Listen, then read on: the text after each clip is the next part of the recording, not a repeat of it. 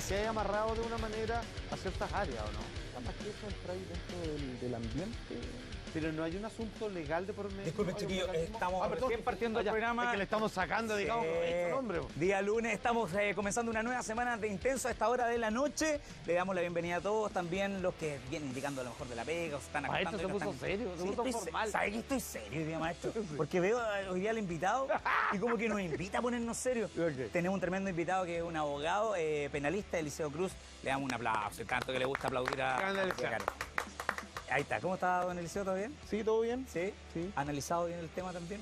Sí, es un tema bastante antiguo, entonces es como que hay harta información respecto de este caso. Oye, hoy día vamos a hablar, maestro, y toda la gente que nos está viendo, de un caso que es del año 2017, donde hay una chica que llegó al Hospital Salvador el 1 de agosto, tengo entendido, y hay una serie de problemas.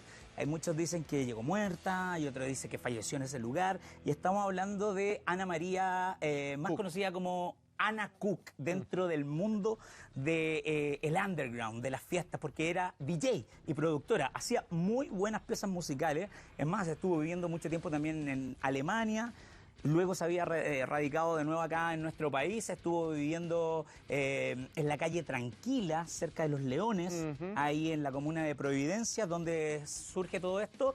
Y el señor y periodista y también documentalista Rodrigo Fluxá fue el que recopiló más de 400 páginas de toda esta investigación. Hizo este podcast que tiene 11 capítulos que se están soltando de a poquito también a través de las plataformas Spotify y todo eso. Este chico también ha hecho grandes reportajes, hizo también el podcast Corderos, estuvo también detrás de la serie de Netflix 42 días en la oscuridad. Y recopiló, ¿sabéis qué? Audios que ni la fiscalía tenía. El caso Anguita, maestro. El caso Anguita. Sí, pero no es... No, el otro Anguita. El otro Anguita. El caso Anguita de la Viviana Heger. Sí, porque el de acá zafó. Este es Agüita. Este salió libre de todo. Oye, no, pero el caso de Anguita también estuvo Rodrigo Fluxá. Y sabéis que dentro de toda esta investigación, él tiene información que ni la fiscalía, como le estaba contando, tenía. Y por eso que trajimos a Eliseo para que nos cuente un poco más de cómo va avanzando esto. Y sabéis que hay varias personas que están ahí como purulando como posibles culpables, ¿no, Eliseo? Sí, mira, este es un caso que lleva ya prácticamente 7 años. Va a cumplir 7 años, estamos hablando del 2 de agosto del año 2017. Es un caso que hasta el día de hoy no tiene imputados formalizados, o sea, se ha mantenido dentro de una investigación desformalizada, así como para un poco graficar cómo es el sistema de la investigación criminal en Chile. Es que efectivamente una investigación se inicia por un delito por flagrancia, por una denuncia o por una querella. Y se inicia toda una investigación desformalizada hasta donde la fiscalía, el fiscal logra recopilar antecedentes de la existencia del delito, luego de la existencia del delito, ver si hay cuál es la participación de ciertas personas y si esa participación puede ser a lo menos probada para poder poder llegar a una formalización. A ver, en la práctica, abogado, por ejemplo, cuando... típico que uno cuando mira desde afuera, uno dice, sí, pero es obvio que él fue, claro, y uno lo dice con cierta responsabilidad, pero cuando pasa una cierta cantidad de años y ya hay una investigación profunda, que alguien no esté al menos, digamos, con algún tipo de prisión preventiva, es porque, ¿qué falló en el sistema? ¿Falló la investigación? ¿Falló la falta de prueba? ¿Existe el crimen perfecto entonces? Yo creo que aquí hay...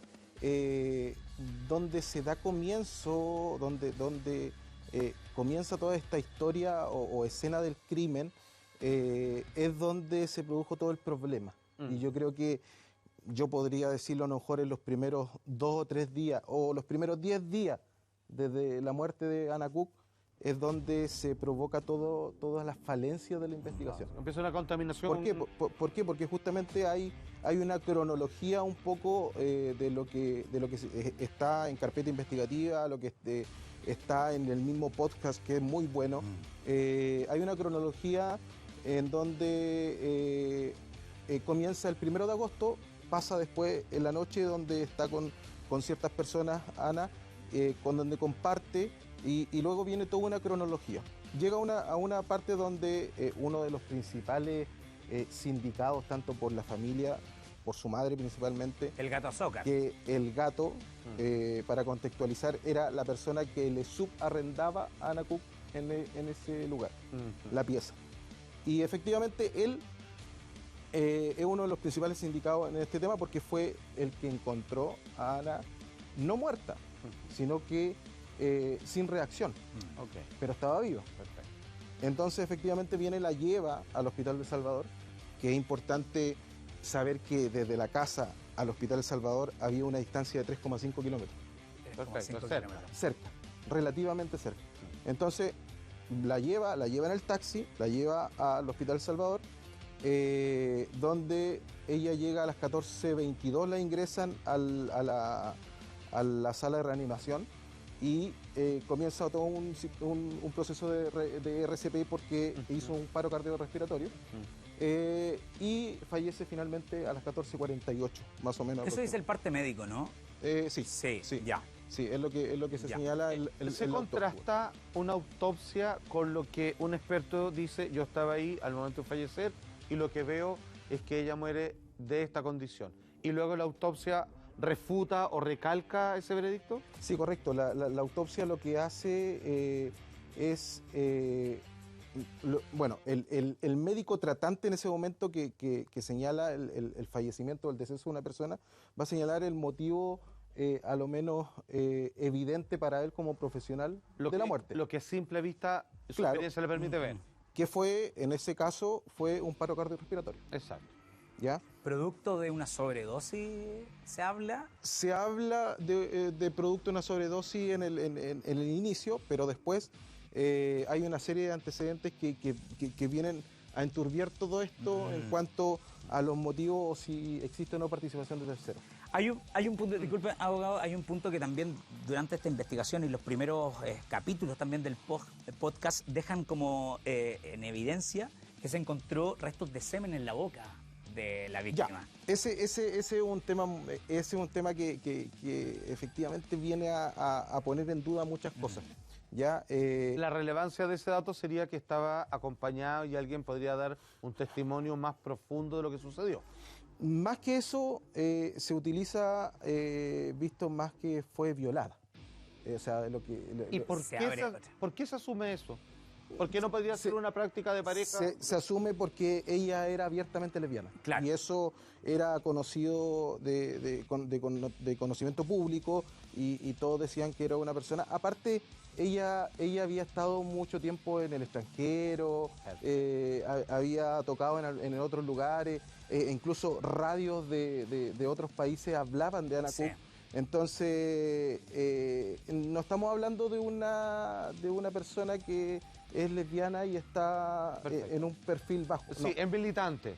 Claro. Digamos, a ver, Sí. déjeme entender que yo soy el que está menos a caballo en los detalles de este caso, pero a medida que ustedes van hablando, se me va fabricando un mapa en mi mente. Entonces, lo que se supone acá es que esta chica, que es exitosa en su carrera, Ajá. Muy joven por lo demás. muy joven, ella se declara lesbiana y lo que se encuentra en ella es que al parecer ella habría sido drogada para tener relaciones sexuales forzadas que no son de su interés, de su elección, y que luego la conclusión es que el fallecimiento de ella era parte quizás hasta del plan de todo esto. Aquí hay otro punto también, que el roommate, que es la persona que lo lleva también, la lleva a ella al Hospital Salvador, por mucha gente. ¿El qué hace? Él era productor de televisión, de hecho estaba trabajando para una teleserie en ese momento del De canal TVN. público, y ella también trabajaba en el área de la música, pero también en el área de lo que era realizar gráfica y todo esto, y lo ayudaba. Él vivía, imagínate que era una casa donde convivían ellos dos solamente vivían? artistas. Llegaban de repente otros amigos, que también hay otro personaje Sí, que se que llama son estas típicas casas donde van circulando mucha gente Matías del Troncoso, ambiente. fotógrafo también, muy reconocido en aquella época. De hecho, esa casa, en el mismo podcast hablan de que antes había pertenecido a Gonzalo Valenzuela y Benjamín Vicuña. Habían vivido juntos ahí y ellos después llegaron ahí a ese lugar. Es más, salen hablando también las personas que hoy día viven y residen en ese lugar y dicen, para nosotros ha sido complejo porque hasta el día de hoy viene gente para acá, pegan carteles, vienen también gente a investigar, ha sido súper complejo. Bueno, el tema es que el señor Azócar, el gato, dicen, él es gay.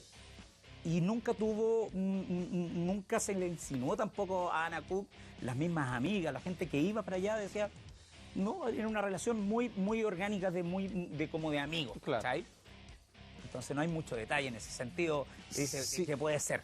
Sí, donde se desvanece un poco la participación de Azócar en la investigación es que cuando encuentran este líquido seminal y cabezas de espermatozoide en la zona bucal de Ana, es que hacen la comparación con uno de los que logran hacer la comparación, porque ahí también se produce un error a lo mejor en la investigación.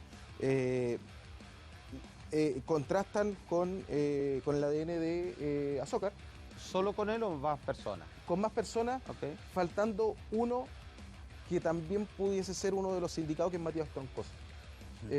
Ninguno salió positivo, ninguno hizo match ahí. Ninguno hizo match con ellos. ¿Y por qué sacan a esta persona de la investigación? ¿A quién? A Troncoso.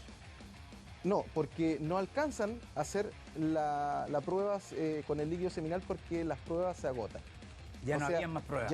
Ya se habían agotado las pruebas y ya no se podía hacer el contraste con más Tenía personas. una durabilidad de como Entiendo. 10 o ¿Y 8 eso días. es por conveniencia o mala suerte? No, es un tema científico. Hoy día parece que en los capítulos que liberaron Sí. habla un especialista y una de las mejores a nivel nacional en cuanto a este tema legista del tema medicina legal, que señala que efectivamente aquí el tema de los espermatozoides no es una cuestión eterna que yo la pueda mantener. Ok. Duraba 8 a ya, 10 días. sí, Ahora, claro. aquí se abre una arista, creo yo. Que la arista es que, ¿por qué no se hicieron estas pruebas el primer día, las primeras 24 horas, o las primeras 48 horas?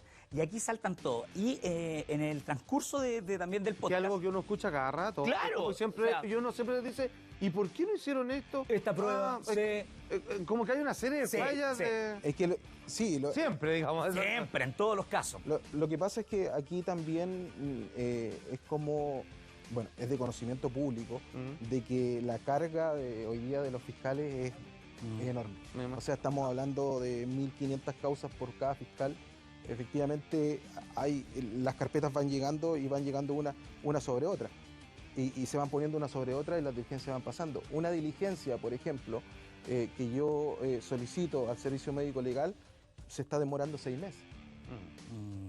6 meses, o sea, un examen toxicológico que yo pido para hacerle a la víctima que falleció, se está demorando mínimo 6 meses. Entonces, el periodo es bastante largo. Entonces, aquí es donde entra en juego a veces los abogados querellantes, que son los que tienen que estar Encima. Pero molestando. déjeme insistir en una cosita. Me dio la impresión, y puede que sea un mero prejuicio, que cuando ustedes dicen que, pero faltó hacer el examen con una persona, Ujú. no lo dicen por nada. Lo dicen que pareciera, es lo que Sí. siento yo, que a lo largo de esta investigación, pareciera que justo el que no se la hacen era el que deberían haberse lo hecho primero. No, mira, que creo que no da como a lo mejor para poderlo sindicar a él como imputado, pero sí era una de las personas participantes ese día de la noche, entonces Estaba. era un testigo presencial. Con mayor razón. Entonces Era prioritario dentro de los demás. De correcto. hecho, hay videos Correcto. donde aparecen los tres anoche, como tocando teclado y todo. Se subió a una de las redes sociales y a los pocos días se borró. Y aquí viene otro elemento también. Ah, bueno. Viene otro elemento. Aparece la mamá dentro de la investigación. ¿Ya? Rodrigo Fluxá aparece sacándole cuña a la mamá. ¿Ya? La mamá sabía que ella estaba metida dentro del tema de las drogas, que ella consumía drogas que se mueven dentro del ambiente de la música electrónica, Sí, digamos. o sea, pero tenía un consumo problemático o recreativo. Aquí no hacemos apología a la droga, simplemente los decir que- cercanos decían que lo hacía constantemente y la mamá como que sí, sabía de esto. Y por otra parte también hay otro elemento que para mí creo que gatilla todo y lo deja muy claro también el podcast, que es cuando le encuentran un frasco con pastillas. Pastillas que se vendían dentro del mundo de la droga y se habla de que está evaluado ese frasco en 10 millones de pesos. eso automáticamente te abre otra arista. Sí. Puede haber un ajuste de cuenta, anda a saber tú qué estaba pasando también como en otro carril. Porque ¿cachai? déjame preguntar algo. Por ejemplo, que esta chica tenga 10 millones de pesos en droga. Mira, ni siquiera voy a decir que tenga droga. Voy a decir que, digamos, es lo que uno espera ver, digamos.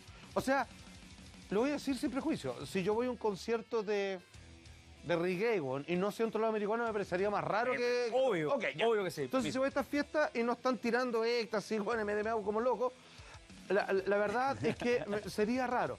Ahora, que tengo uno de 10 millones de pesos, voy a hacer la pregunta directo, que ellos viven juntos, vale decir, pareciera que, no sé si por elección, no pueden vivir en un departamento solos cada uno.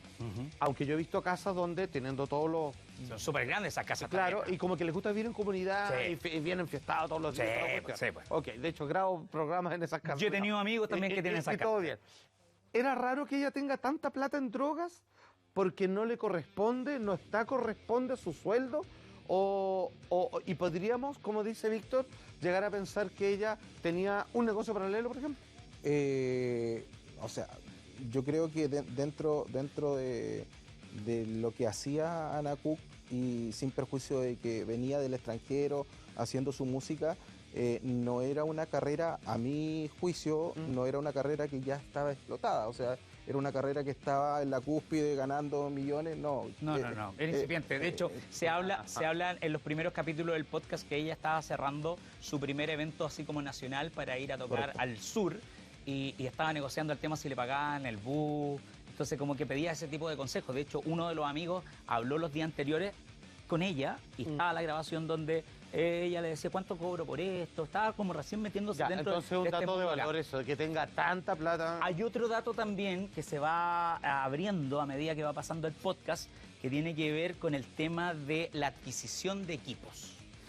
También muchos cercanos la veían como de la noche a la mañana apareció con unas tornamesas que son muy caras, con sintetizadores, con cosas que dentro de este mundo es súper caro el tema de adquirir ese tipo Sí, po. de instrumentos. Entonces, también esas cositas, esos elementos, el podcast a mí me gusta mucho porque, sí o no, es la persona que va relatando y va diciendo con su verdad, esto pasó, porque primero todo parte como un ataque homofóbico hacia ella. Por eso se habla de que aquí no hubo suicidio, no hubo una intoxicación, aquí hay terceros involucrados en esto. un lesbicidio. Un lesbicidio, ¿cachai? Se habla de un ataque que fue a ella por su ¿Y cómo pueden llegar a esa orientación sexual. conclusión? Mira, ese es el video que lo subieron la misma noche donde Ajá. estaban estos tres personajes. Ok. Ana Cook, el roommate y el amigo de apellido ¿A quién no Troncoso. pudieron hacerle el test? Sí, Ya, ok. ahí está el chico, él es Troncoso, ahí está la información, así, eso fue la noche anterior a que sucediera lo que estamos relatando. Eso fue la noche anterior del 1 de agosto, esto fue el 2 de agosto cuando ella llegó, Esto ¿no? fue el 2 de agosto, claro. Claro, en estricto rigor ese video tiene que haber sido ya el 2 de agosto, pasada En la madrugada. la madrugada del 2 de agosto. Ahí volviendo un poquito atrás donde me hacías la pregunta tú, Salfate, del tema de dónde se produce el error. Yo creo que aquí se produce el error del inicio, porque cuando llega Azócar y el gato llega al hospital con Ana, para empezar, cuando hay un crimen hay un sitio del suceso, o la escena del crimen. Exacto. Eso es primordial los primeros horas o minutos para el esclarecimiento o para el éxito de la investigación. Para reconstruir el... Es súper importante. Por eso también en los accidentes del tránsito, todos los autos no tienen que moverse, tiene que llegar primero la CIA. No se puede intervenir el sitio del suceso. Correcto. Si no se contamina el escenario. Correcto. Exacto. Entonces, la primera intervención es que el gato Azócar encuentra a Ana Cook en su pieza. Esa es la primera intervención que no sabemos qué pasó ahí. Realmente más lo que él relata. O sea, es lo que él relata. La lleva, cuando la lleva, él viene y dice que no se sabe el nombre, solamente la conoce como Ana Cook, siendo que efectivamente también Vivía con ella. la arrendaba. Hay una serie de cosas que ya, vemos que pudiese estar nervioso. Claro, y que dijo, no quiere "No". verse más allá implicado. Claro. Para tratar de dilucidar la identidad de ella, ¿Ya? el gato vuelve al departamento a buscar carnet de identidad de ella, Ok. porque él sabía que ella lo guardaba como en una billetera chiquitita, él sabía dónde estaba el carnet. Por lo tanto, vuelve a la casa. Y ahí es donde es importante lo que te decía recién, que el trayecto entre el hospital y Esos 3 kilómetros. 3,5 kilómetros, que yo creo que en un taxi demorará menos de 5 minutos. Sí, claro. Pero dependiendo del horario. Ya, pero Sí, 10, sí, digamos. Sí, Ya. 10, ya. Pero él después vuelve de nuevo al hospital y vuelve sin carnet porque no lo encontró, pero vuelve a la hora después. O sea, estamos hablando que él ya intervino también por una segunda vez el sitio del suceso, moviendo cosas, buscando un carnet que no encontró. Ya, vuelve, Sí, está. una hora. Sí, es raro. Después de eso, la madre va en la tarde nuevamente a la pieza y encuentra el carnet en una chaqueta. Ok. Es tercera vez que interviene en el sitio del suceso y todavía no llega a Carabineros, no llega a PDI, no llega a nadie. Y ahí la madre de nuevo busca y ahí es donde la madre también se lleva este cuchillo, Un cuchillo. supuestamente que estaba Una corta pluma. que estaba en la mano de Ana cuando la encontró Ahsoka. Él dice que la encontró con un cuchillo Ya. en la mano. Esa es la tercera vez ya que interviene en el sitio del suceso. Luego se va la madre y después llegan unas amigas más tarde. Llegan unas amigas a la casa pensando de que el velatorio iba a ser ahí Ah, para buscar elementos. y se encuentran con el gato haciendo aseo en la pieza. Ya, o sea, pero. Ya, o sea, perdóname, pero cualquiera que haya visto una sola película de CSI sabe Sí. que hacer aseo es lo único que no tienes que hacer, O sea- a menos que quieras ocultar algo. Claro. Ya, entonces, ¿qué pasa? Que ahí es donde yo creo que por eso es tan importante los primeros minutos, las primeras horas o los primeros días de una investigación donde efectivamente hay una escena del crimen donde PDI o la Brigada de Homicidios llegó posterior al aseo. O sea, ya estaba... o sea, Llegaron a otro lugar. Pero... Hay otro elemento, señor abogado, que tiene que ver también con el tema de la cortapluma. Eso debería estar como en peritaje de la gente de la fiscalía y creo yo, y lo dejan claro, que esa cortapluma está en poder de la madre hasta el día de hoy. Sí, yo no he tenido acceso íntegro a la carpeta, más que lo que hay en todo el lo podcast, que, en las redes en sociales. las redes sociales y todo. Pero entiendo, y también de lo que pude averiguar con otros colegas que tuvieron alguna intervención en esto, ese cuchillo nunca se perició. Incluso O sea, nadie se lo ha pedido la mamá. en el levantamiento, el primer informe de levantamiento de evidencia dice que no hay evidencia. Es más,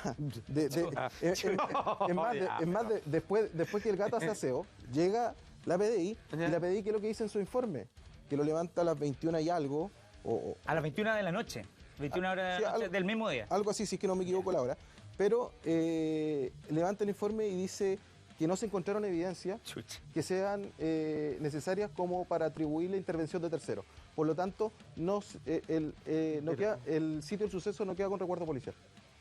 Nuevamente, Pero sí, claro, pero se hicieron la cama, encerraron, weón. Pasaron la pasaron, weón. aspiradora, weón, todo. entonces ahí es donde uno dice, esto empezó mal. ¿Ya? Ahora, cuando tú dices, claro, el gato estaba haciendo aseo, claramente quería esconder algo. Sí. Ahora, eso es lo que uno ve a buena y a primera. Pero uno, como abogado, yo llevo 13 años ejerciendo la carrera, te das cuenta de que no solamente lo superficial es lo que es lo importante. O sea, Acá finalmente, además- si lo empiezo yo a analizar al gato, de lo que él habla, cuando declara, si bien es cierto, existen una serie de contradicciones que dice que él estaba solo al principio, y después aparece que estaba Matías Troncoso, etcétera. Pero por ninguna parte, si tú me preguntas a mí como profesional, lo veo con un instinto asesino o con una psicopatía Claro. que pueda haber hecho el crimen perfecto. O sea, o la capacidad intelectual, porque creo que el que hace un crimen perfecto tiene una capacidad intelectual muy alta para poder maquinar un Sí, pues, claro. tema. O sea, entonces también creo que esa capacidad intelectual psicopática no la tenía. Oye, Eliseo, frente a eso, claro, cuando tenemos como ejemplo Matías Troncoso y otros personajes que también van apareciendo dentro, o sea, automáticamente una persona que puede ser sospechosa no sigue haciendo su vida común y corriente, ¿O sí puede seguir haciéndolo esas personas que son un poquito como medias, dicen, ¿sabes qué? El narcisismo es tan grande y bueno, Sí, sigo. O se esconden. ¿Cómo actúan esas personas? Te lo pregunto por Matías Troncoso, porque al tiempo después, a los años después, salió dando declaraciones, incluso hasta en prensa y en televisión, porque él fue uno de los casos de las guaguas que se dieron en adopción en la época Sí, del golpe y todo eso. pero mira. Él salió hablando incluso con Matías del Río. Él se presentó sabiendo de que tenía detrás toda esta carga. Pero no se tocó este tema. Pero Esta obviamente, oportunidad, porque él no lo sabía, era muy under, ¿cachai? Pero él sin duda, y por eso me causa también esa impresión, decía, si tú estás metido en un tete, no te vayas a exponer a cosas, claro. ¿cachai? E incluso en el podcast muestran parte de la entrevista que le hizo Matías del Río con el tema de estas adopciones irregulares que ocurrieron en ese tiempo. ¿Cómo actúa una persona que Sí, posiblemente podría ser como el asesino o el implicado? Sí, es que lo que pasa es que por lo general cuando existe esta personalidad o este tema de un narcisismo tan agudo, estamos hablando de personas que, si bien es cierto, a lo mejor cometen un crimen, pero tarde o temprano los van a volver a cometer. O sea, estamos hablando, no sé, un Dahmer, por Exacto, ejemplo. sí. Estamos hablando, no sé, de algún otro John Wayne John Wayne Gacy. Gacy. asesino en serie que por lo general, si bien es cierto, en algún momento viene y dicen, oh, lo estoy haciendo mal, pero necesariamente van a volver a cometerlo. Claro. Entonces, Impulso irrefrenable para ellos. correcto. Entonces aquí, si fue un crimen perfecto, para mí tiene que haber sido un crimen planificado. Y eso es lo que hoy día yo creo que la Fiscalía no logra demostrar, de que aquí haya habido una planificación. Si hay una mente fría y O sea, calculadora detrás de esto. hay una cosa que también se salió en la investigación, es la conversación que tiene previa Azócar, el gato, con Troncoso, cuando se juntan. Y fue una cuestión totalmente casual. O sea, en ningún momento hay una confabulación o algo para juntarse a hacer algo, lo vamos a hacer hoy, no sé, algo que quede en el aire así como... No, o sea, fue... Nos juntamos a tomar algo, conversamos, bla, bla, bla, y se va. Eliseo, disculpa, ya estamos llegando al final del programa, es súper interesante este caso. Disculpa, ¿sigue abierto el caso? Bueno, ahora Obligado a abrirlo. en febrero se ingresó una querella Ya, por una mala investigación. violación con homicidio. Ya. Entonces estaban pidiendo la exhumación del cuerpo. ¿Ya? Y ahí, borrar Ahí de cuenta nueva. se vuelve a reabrir el caso, pero, o sea, si tú me preguntas a mí, o sea, exhumar un cuerpo, ¿para qué? A esta altura, ¿para qué? O sea, para ver la esquimiosis que había en el cuello, que estamos hablando de una esquimiosis, es un rasguño que se puede dar por un roce. Si yo te agarro, te tomo, puede Queda haber una una marquita. efectivamente, que daba cuenta supuestamente de un ahorcamiento, pero era el parte lo señala, que era una esquimiosis en el lado izquierdo o derecho, pero en el otro lado no había esquimiosis. Entonces, cuando tú presionas para poder ahorcar, Sí, tengo esa presión de lado y lado. la esquimiosis es de lado a lado. No, Entonces, solo el lado. entonces no hay. El tema de las costillas, Había costillas quebradas. de la fractura de las costillas. Se le hizo maniobra RCP. Médicamente se dice que se produce con el RCP, y hay una cuestión que es claro, más que nada científico, es de que no hubo irrigación sanguínea al momento de la fractura. Eso quiere decir Ella que no estaba había vida, desmayada, digamos. Estaba que no había vida. No había vida, porque Y por lo mismo le estaban haciendo si reanimación. hubiese habido vida, al momento de la ruptura de las costillas, hay irrigación sanguínea. Claro. Eso es lo que da cuenta de que, Oye, de bueno. que la fractura de las costillas fue post-mortem. Cuando termina el podcast, tiene fecha Son 11, de capítulo. 11 y capítulos, van en el- esta el 9. semana van en el 9. Falta el 10 y el 11 que Yo no espero menos que lo resuelvan esto, de aquí a 2 semanas. Oye, está bueno. Pero ahí te das cuenta que a veces lo que no puede resolver, y con todo respeto, no sé, la gente que trabaja en esto, Es que la las figuras investigación, públicas, si no hay- las investigaciones, claro, lo hacen finalmente los periodistas. Estamos llegando al final con este programón. Fue un programa diferente, pero bacán siempre también tener invitados. Gracias, Eliseo, por haber venido. Muchas gracias, Liceo. Gracias a ustedes Excelente por la maestro. invitación. Dale. Muchas gracias. Maestro, nos encontramos mañana, pues. Sí, pues. Ah, ¿sigue? Sí, pues sigue Ya, mañana. vamos, Mañana, de nuevo nos encontramos. Ya, pues. Que estén bien. Buenas noches. Chao.